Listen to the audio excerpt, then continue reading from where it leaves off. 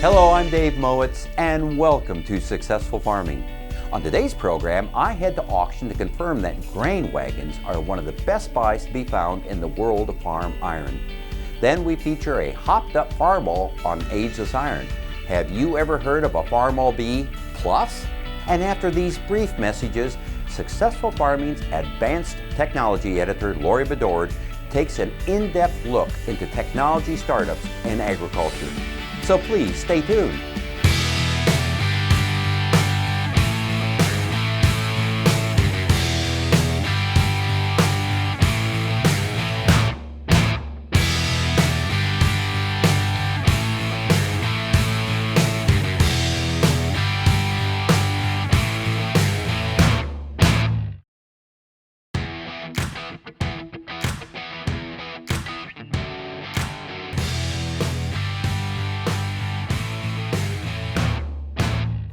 If you build it, he will come.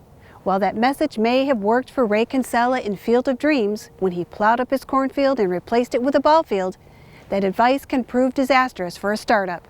So we go to a lot of conferences and we hear people oftentimes pitching ideas for businesses, and then we speak to a farmer or a couple of our farmers and they ask kind of, why do I need that data? And that's the question we always think about first before we pursue, especially what you'd call kind of an AgTech investment.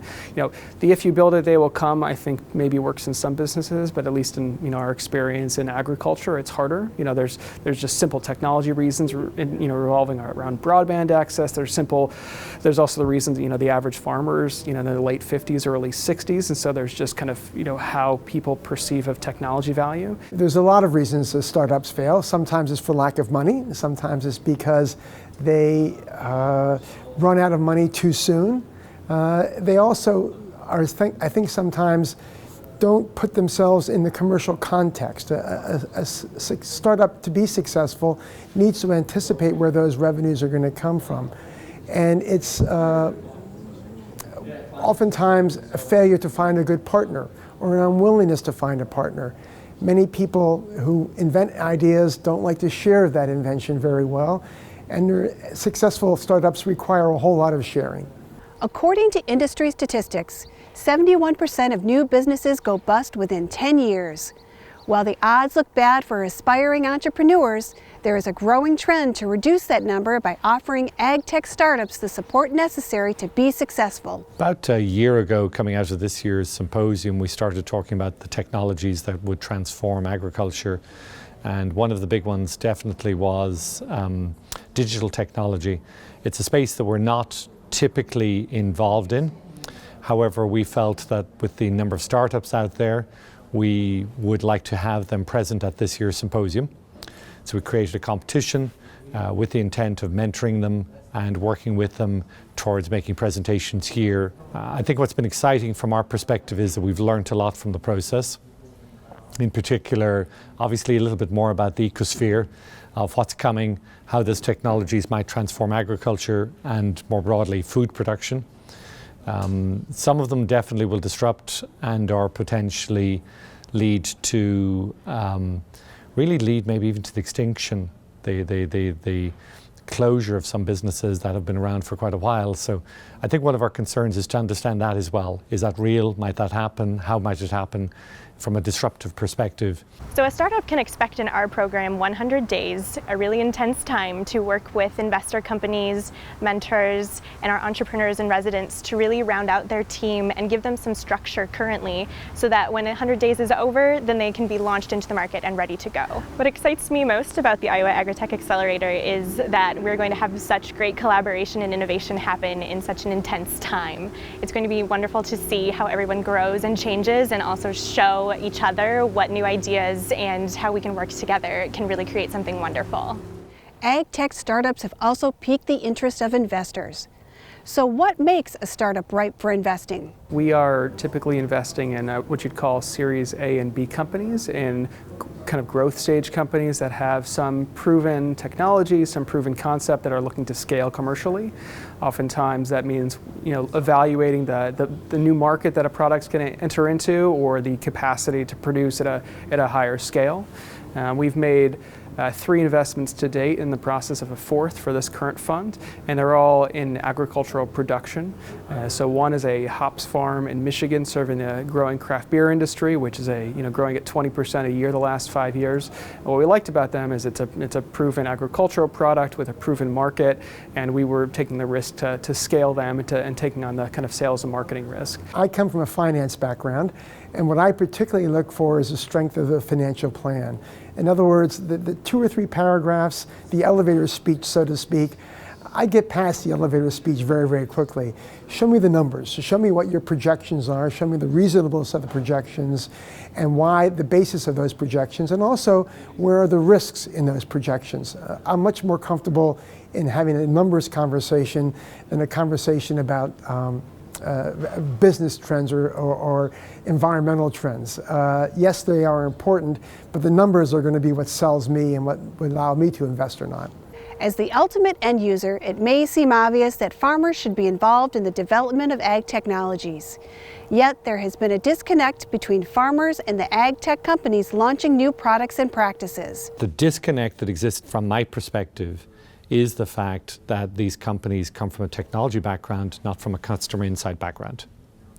So they tend to be PhDs, they tend to be engineers, they tend to have fabulous ideas, but do they actually understand how to apply that on a farm? They tend to come from Silicon Valley, tend to come from cities, not necessarily from a farming background. And the ones that succeed are certainly succeeding more are clearly those who come where somebody in the team or several members of the team have actually grown up on a farm. That can be a make or break criteria also for their success. Each of the startups that follow have been through at least one accelerator program in an attempt to move their idea to market sooner. They are also the ones experts say are worth keeping an eye on. First target for an innovative vaccine is against PRRS virus. It's porcine reproductive and respiratory syndrome is the name of the disease, and it's caused by a virus, a respiratory virus. This particular virus has been identified in swine for well over 25 years. However, it's a highly mutating type of virus, similar to influenza and swine influenza as well. And because of that, current vaccines, current treatment regimes have not been successful at actually eliminating the problems with this virus and when it impacts the herds. The primary impact that is felt by the producer is either a loss of productivity, so the animals just do not convert or grow as fast as they would if they were not infected.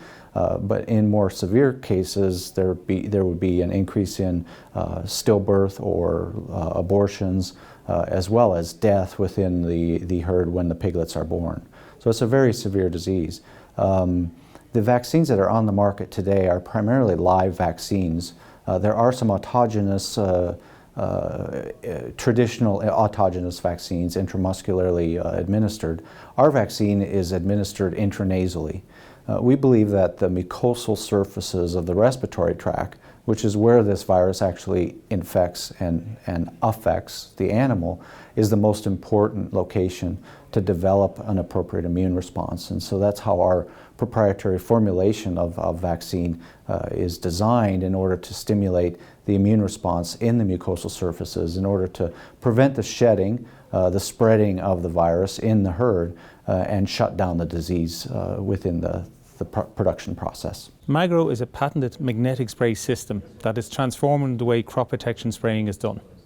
Basically what Magro does is use a retrofit system to pass the fluid through a series of magnets that makes it easier for the droplets to attach to the crop and solve the biggest problem with conventional technology is that it gives you good drift control and allows you to use smaller droplets to give you superior coverage, which is a challenge with conventional technology. So basically what conventional technology does, driven by legislation and the need to avoid being penalised for drift, farmers use large nozzles, off-the-shelf nozzles, and they add water to the droplets to make them fall to the ground.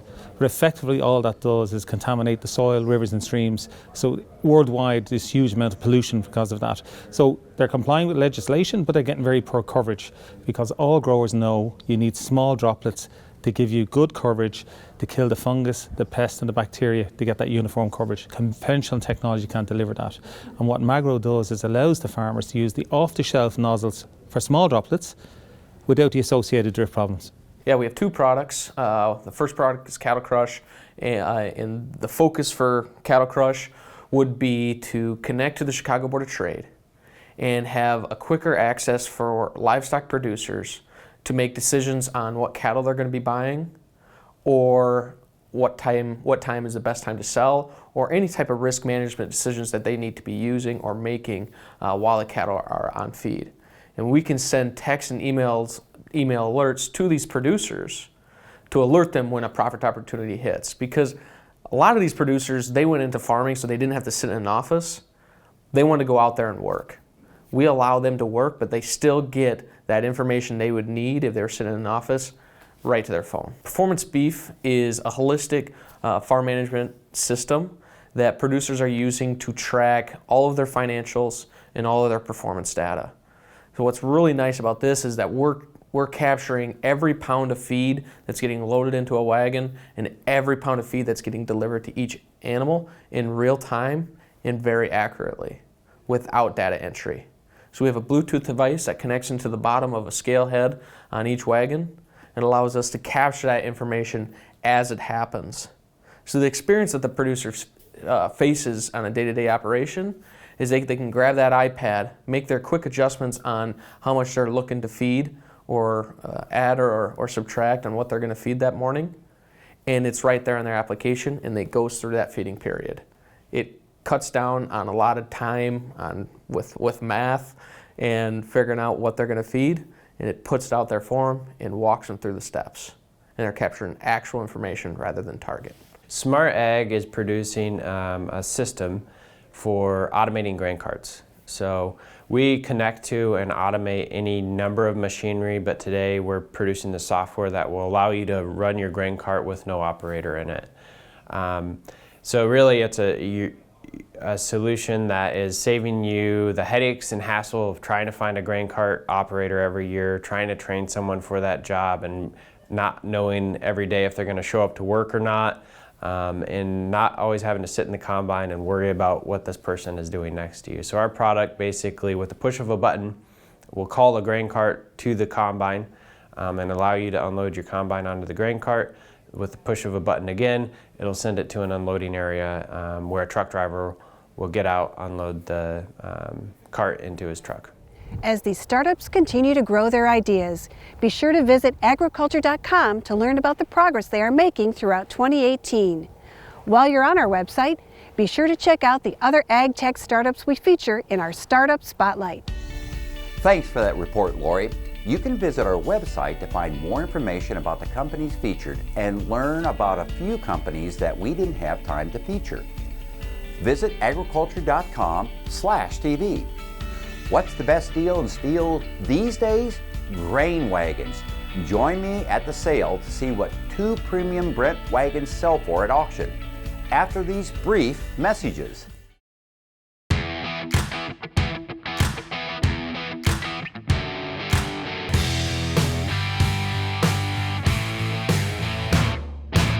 Welcome to Steel Deals. I'm at an auction being held by Steffes Auctioneers in Mount Pleasant, Iowa, and these Brent Model 644 grain carts caught my eye.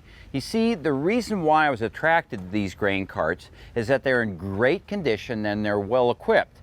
They have work lights and brakes, 425, 65R, 22.5 tires, as well as left-hand discharge, and they've been very well taken care of. By inspection, these would make a welcome addition to any mid-sized farm.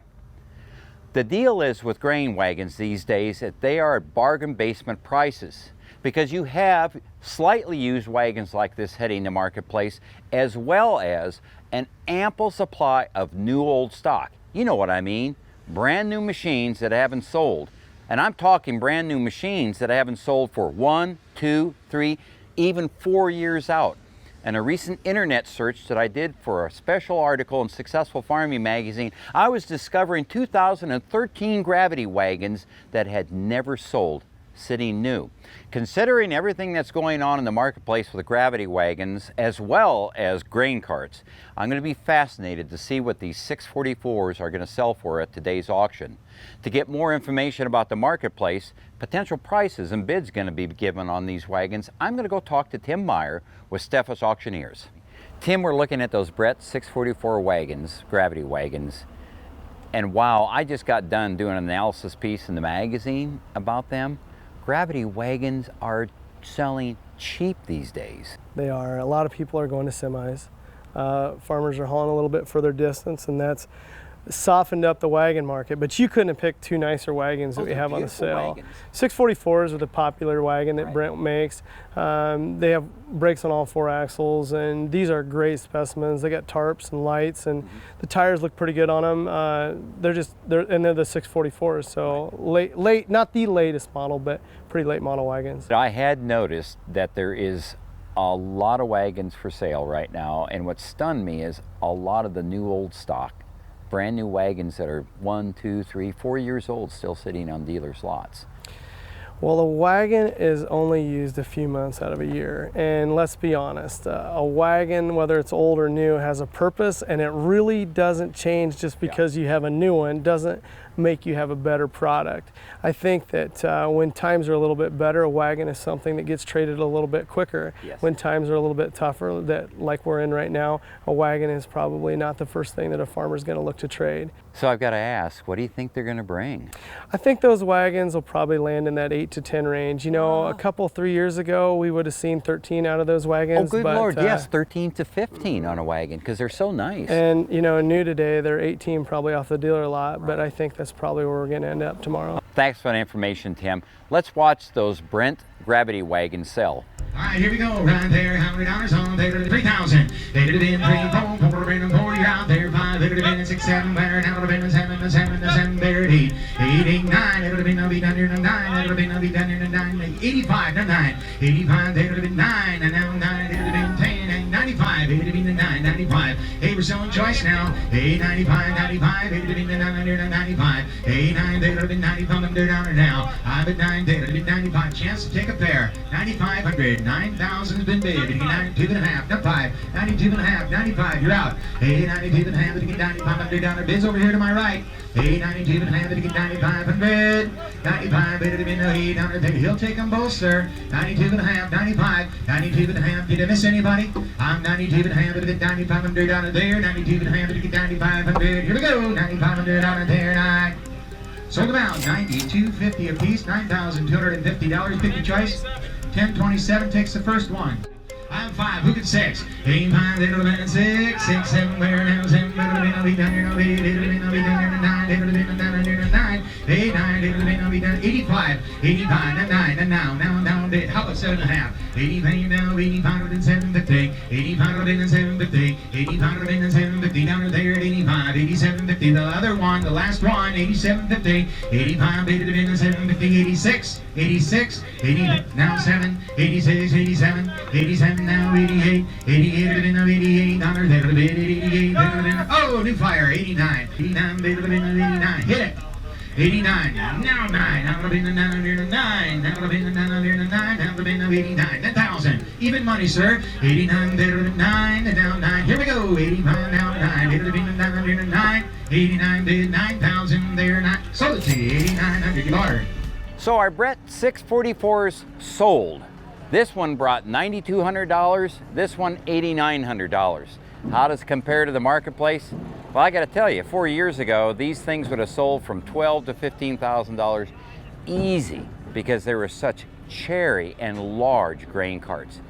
But right now, dealers' lots are full of good and cherry grain carts, and there's a lot of new old stock out there that's really holding down prices. I'll tell you what, I'll guarantee you that in 5 years, whoever bought these wagons can resell them for more money than they paid for them and get 5 years of use out of them.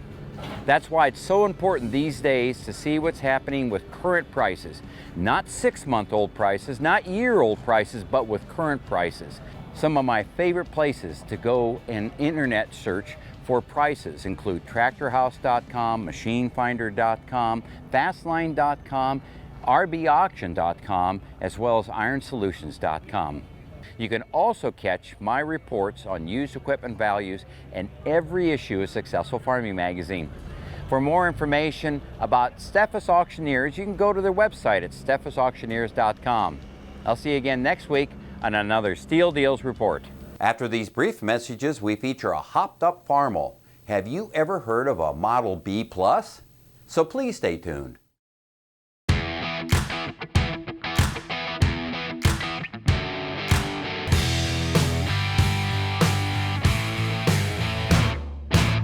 Our Aegis Iron featured tractor this week is a unique, one-of-a-kind Farmall B Plus. It was created by Rick Gustafson in Malmo, Nebraska. Rick, this is not a tractor that ever sold in a dealership, I take it. No, the tractor part sold at a dealer, but the front end, I put that on afterwards myself just to have something different.